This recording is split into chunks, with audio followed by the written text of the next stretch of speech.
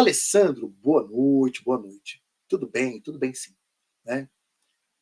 Essa narrativa de anjo caído poderia explicar. Muito bem.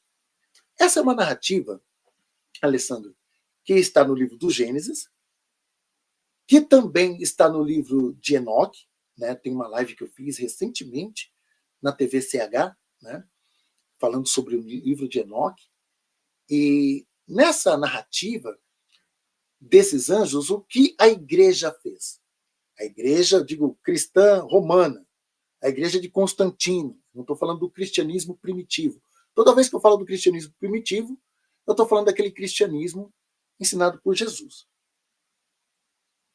A igreja romana fez toda uma estrutura de que esses anjos caídos eram demônios. Demônios que vieram aqui para a Terra e que fizeram, né, muitas coisas erradas.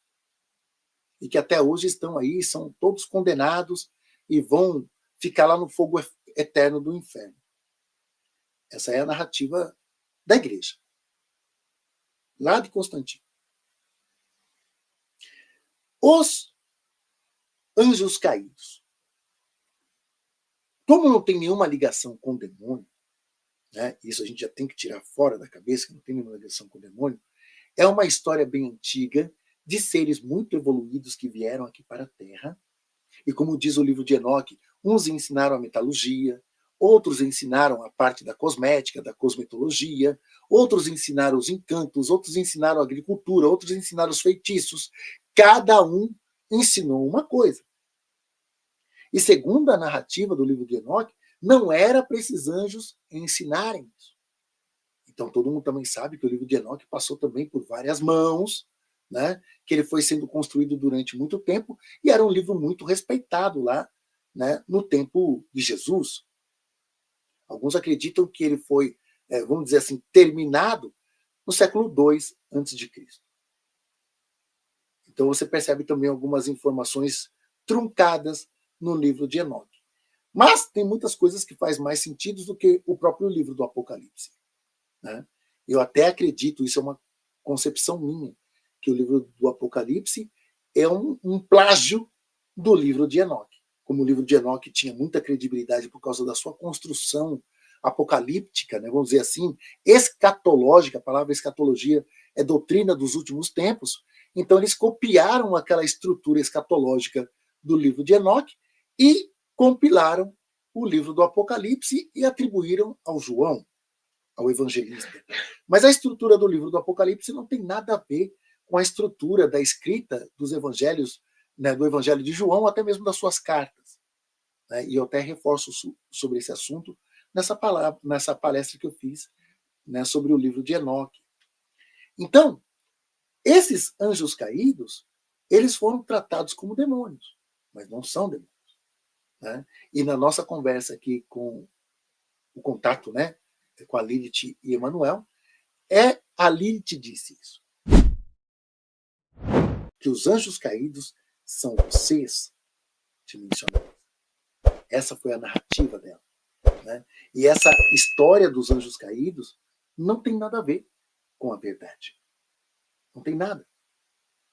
Entende? Então, assim, e até mesmo o Apocalipse, se vocês pegarem, fizerem uma experiência assim, de pegar a narrativa negativa e transformar para o positivo, faz mais sentido.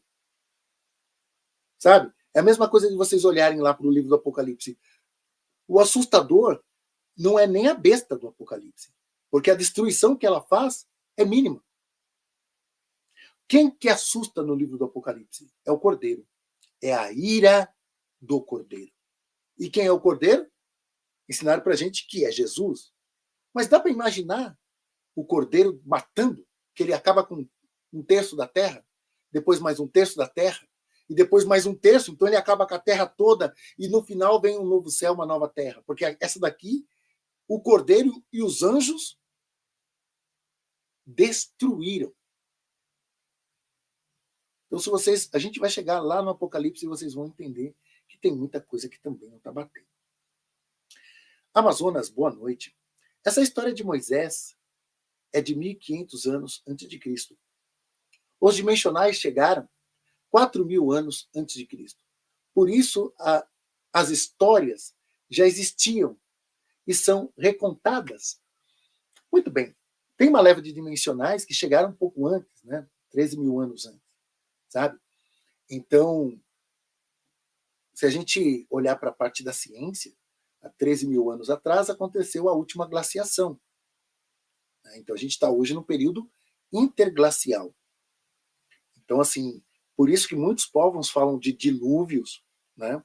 E eu acredito muito mais de dilúvios que aconteceram locais do que um dilúvio universal. Eu tenho uma dificuldade com isso, porque muitos mamíferos aqui da América do Sul, né? E a gente não vê uma narrativa assim tão forte de Noé pro lado de cá, sabe? Muitos mamíferos daqui, muitos peixes de água doce, morreria tudo. Como que recomeçaria tudo? Sem uns Noés espalhados por esse mundo todo. Porque toda essa narrativa da Arca de Noé é de lá. É de lá, não é de cá. Então, assim, quando a gente olha para essa narrativa dos dimensionais, eu gosto muito de me ater ao último ciclo, de 5.125 anos. E nós concluímos aqui, estamos concluindo a nossa trajetória e que vai fechar agora em 2028. A missão dos dimensionais aqui na Terra. E aí o que vai ser depois? Depois é outra história, depois a gente vai ver. Né? Então, assim, tem uma história aí um pouquinho antes, né, desse 4.004, né, antes de Cristo, e 4.004 antes de Cristo, 4.000 anos antes de Cristo, para cá está batendo 6.000 anos, né? Mas antes teve também interferências, né, tarefas de dimensionais aqui no sistema Terra.